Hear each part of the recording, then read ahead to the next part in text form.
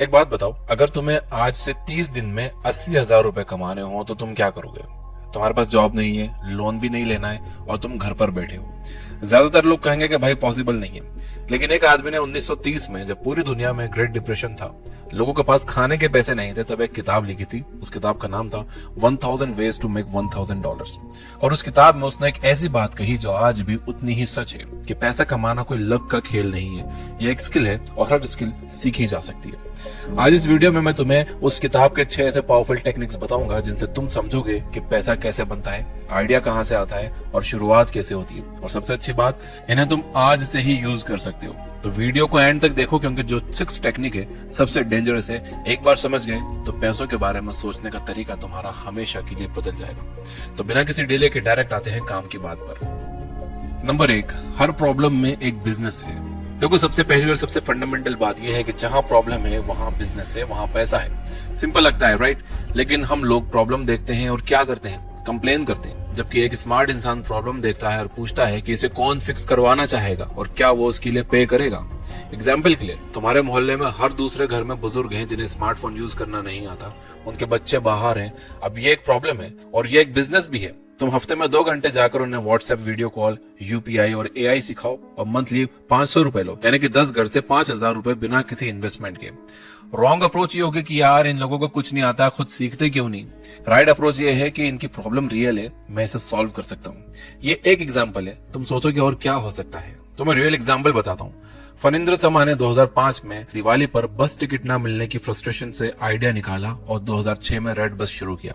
सिर्फ 5 लाख से शुरू करके उन्होंने ऑफलाइन बस बुकिंग सिस्टम को ऑनलाइन बनाया और 2013 में इसे आईबीबो ग्रुप को 800 करोड़ रुपए में बेच दिया। मैनागर कहते हैं कि तुम्हें कोई नई चीज इन्वेंट नहीं करनी, बस ये देखो कि लोगों को क्या चाहिए और उन्हें कौन दे रहा है, और कोई नहीं दे रहा तो तुम दो।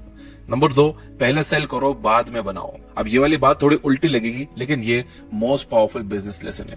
ज्यादातर लोग क्या करते हैं, 6 महीने प्रोडक्ट बनाने में लगाते हैं, फिर लॉन्च करते हैं, फिर पता चलता है कि भाई कोई खरीदना ही नहीं चाहता। टाइम भी गया, पैसा भी गया, एनर्जी भी गई। मिनागर कहते हैं कि पहले पूछ लो फिर बनाओ। एग्जाम्पल के लिए, मान लो कि तुम्हें कुकिंग आती है और तुम ऑफलाइन टिफिन सर्विस शुरू करना चाहते हो, तो पहले किचन सेटअप मत करो। पहले अपने 10 दोस्तों और पड़ोसियों को मैसेज करो कि भाई अगर मैं घर का खाना 100 रुपए में डेली डिलीवर करूं तो क्या तुम लोग लोगे? अगर 5 लोगों ने भी हाँ कह दिया ना, तो बिजनेस शुरू हो गया। अब किचन रेडी करो। गलत तरीका यह है कि पहले प्रोडक्ट बनाओ फिर बेचने की कोशिश करो, फेल हो जाओगे। सही तरीका यह है कि पहले कस्टमर ढूंढो, उनसे कमिटमेंट लो और फिर डिलीवर करो।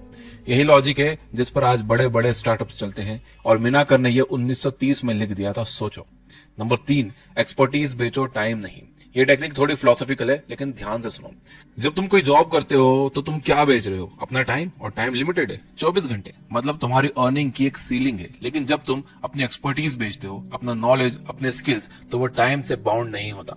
एग्जाम्पल के लिए, एक सीए है, अगर वो सैलरी पर काम करे तो महीने के 50,000, लेकिन अगर वो 5 छोटे बिजनेसेस को पार्ट टाइम अकाउंटिंग एडवाइस दे और हर बिजनेस से 10,000 रुपए ले, तो वही 50,000 रुपए उसको मिलेंगे बिना फुल टाइम कमिटमेंट के। अब तुम सोच रहे हो कि भाई मेरी तो कोई एक्सपर्टीज नहीं है, तो भाई रुको जरा, सब्र करो। क्या तुम्हें एक्सेल आता है, कैनवा आता है, रील्स एडिट करना आते हैं, किसी सब्जेक्ट का अच्छा नॉलेज है, प्रॉम्प्ट सीखना आते हैं, इमेजेस और वीडियोस जनरेट करना आती है, तो यही तुम्हारी एक्सपर्टीज है। किसी को ये नहीं आता जो तुम्हें आता है। कई लोग होंगे जिन्हें वो नहीं आता जो तुम्हें आता है। मिनाकर एक बात कहते हैं जो मुझे बहुत पसंद है, तुम जो जानते हो वो किसी और के लिए बहुत वैल्यूबल है, उसे बस पैकेज करके बेचना सीखो। नंबर 4, रिपीट बिजनेस का जादू। अब जो अगली टेक्निक है सबसे अंडररेटेड है, ज्यादातर लोग इसे इग्नोर कर देते हैं और यही उनकी सबसे बड़ी गलती है। मिनाकर कहते हैं, एक नया कस्टमर ढूंढने में जितनी एनर्जी लगती है उससे 5 गुना कम एनर्जी में तुम एक पुराने कस्टमर को दोबारा बेच सकते हो। मतलब जो पहले से तुमसे खरीद चुका है वो सबसे आसान अगला कस्टमर है। एग्जाम्पल के लिए, मान लो कि तुमने किसी के घर की पेंटिंग की, जॉब डन, पैसे लिए, चले गए। ये गलत है। स्मार्ट इंसान क्या करता है, 6 महीने बाद फिर से कॉल करता है कि भाई मॉनसून के बाद वॉल्स पर डैम्प आ जाता है, एक बार चेक कराओगे क्या? यह है रिपीट बिजनेस। एक बार्बर का एग्जांपल लो, अगर उसके 50 रेगुलर कस्टमर्स हैं जो हर महीने आते हैं, उसे रोज नए कस्टमर्स नहीं ढूंढने पड़ते, उसकी इनकम स्टेबल है। हर महीने नए कस्टमर्स ढूंढना और पुरानों को भूल जाना, ये गलत अप्रोच है। सही अप्रोच यह है कि पुराने कस्टमर्स को इतनी अच्छी सर्विस दो कि वो खुद वापस आए और दूसरों को भी भेजें। यह प्रिंसिपल है रिटेंशन ओवर एक्विजिशन, और ये आज भी हर बड़े बिजनेस की बैकबोन है। नंबर 5, छोटी शुरुआत करो, बड़ा सोचो। लोगों की सबसे बड़ी प्रॉब्लम यह है कि वो या तो बहुत बड़ा सोचते हैं और शुरू ही नहीं करते, या फिर इतना छोटा सोचते हैं कि कभी ग्रो ही नहीं होते। मिनाकर का फॉर्मूला है, शुरू छोटे से करो लेकिन प्लान बड़े का रखो। एग्जाम्पल के लिए, एक लड़की है जिसे बेकिंग आती है, उसने शुरू किया घर से, सिर्फ फ्रेंड्स के ऑर्डर्स से, फिर इंस्टाग्राम पर पेज बनाया, फिर एक छोटी सी बेकरी, फिर बल्क कॉर्पोरेट ऑर्डर्स। आज वो 2 लाख रुपए महीना कमाती है, लेकिन शुरुआत हुई थी एक चॉकलेट केक से। मिनाकर एक बहुत काम की बात कहते हैं कि बड़े बिजनेसेस की शुरुआत छोटे आइडियाज से होती है, लेकिन उन आइडियाज के पीछे एक बड़ी सोच होती है। अगर तुम शुरू से ही पूरा सेटअप, ऑफिस, स्टाफ, इन्वेस्टमेंट ये सब सोचने लगोगे तो शुरू ही नहीं करोगे। पहला स्टेप लो, बाकी रास्ता खुद दिखता है। क्या आप जानते हो मैकडॉनल्ड्स की शुरुआत कैसे हुई थी? एक छोटी सी रोड साइड बर्गर स्टॉल से, और आज 100 से ज्यादा देशों में है। तो अगली बार जब कोई तुम्हारा मजाक उड़ाए, कह रहे यार ये क्या छोटा मोटा काम कर रहा है, तो बस मुस्कुराओ, क्योंकि तुम्हें पता है कि तुम्हें कहां जाना है। नंबर 6, वैल्यू क्रिएट करो, प्राइस मांगने की जरूरत नहीं पड़ेगी। ये आखिरी टेक्निक है और ये सबसे पावरफुल है, इसे ध्यान से सुनना। पैसे के पीछे भागने वाले लोग अक्सर पैसे से दूर रहते हैं, और जो लोग वैल्यू क्रिएट करने पर फोकस करते हैं, पैसा उनके पीछे आता है। ये फिलॉसफी लगती है, लेकिन इसका प्रैक्टिकल मीनिंग बहुत डीप है।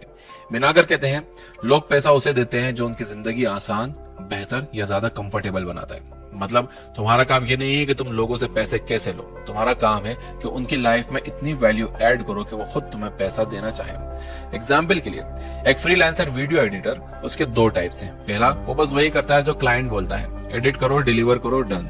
दूसरा, जो एडिट करने के साथ साथ ये भी बताता है कि भाई इस वीडियो की थंबनेल ये होनी चाहिए, और ये रील 15 सेकंड के बजाय 30 सेकंड में ज्यादा परफॉर्म करेगी। अब बताओ कौन ज्यादा अर्न करेगा? दूसरा, क्योंकि वो सिर्फ सर्विस नहीं दे रहा, वो वैल्यू दे रहा है। एक और एग्जाम्पल लेते हैं। 2 दुकानदार 2 तरह के। पहला सामान बेचता है, कस्टमर चला जाता है। दूसरा, कस्टमर आया, उसने कुछ खरीदा, दुकानदार ने उसको बताया कि भाई ये प्रोडक्ट इस तरह से यूज करना ज्यादा काम आएगा। कस्टमर नेक्स्ट टाइम कहाँ जाएगा? उसी दुकान पर। यह है वैल्यू। और ये बात सिर्फ बिजनेस पर अप्लाई नहीं होती, जॉब पर भी होती है। जो एम्प्लॉय सिर्फ अपना काम करता है वो एवरेज रहता है, और जो एम्प्लॉय अपने से ज्यादा काम करता है, सॉल्यूशंस लाता है, आइडियाज देता है, टीम की हेल्प करता है, वो प्रमोटेड होता है। मिनाकर का कोर मैसेज यही था कि दुनिया में $1000 कमाने के 1000 तरीके हैं, लेकिन इन सब तरीकों का एक कॉमन फाउंडेशन है। किसी की प्रॉब्लम को सॉल्व करो, उन्हें जेन्युइन वैल्यू दो और कंसिस्टेंटली करते रहो। यहाँ तक देख लो तो भाई वीडियो को लाइक जरूर कर देना। आपके लाइक करने में कुछ नहीं जा रहा, लेकिन आपके लाइक करने से ये वीडियो ज्यादा लोगों के पास पहुंचेगी। तो चलो मैं इसे समराइज कर देता हूँ। नंबर 1 था, प्रॉब्लम में बिजनेस देखो, जहाँ दर्द है वहाँ पैसा है। नंबर 2, पहले बेचो बाद में बनाओ, आइडिया वैलिडेट करो शुरू से।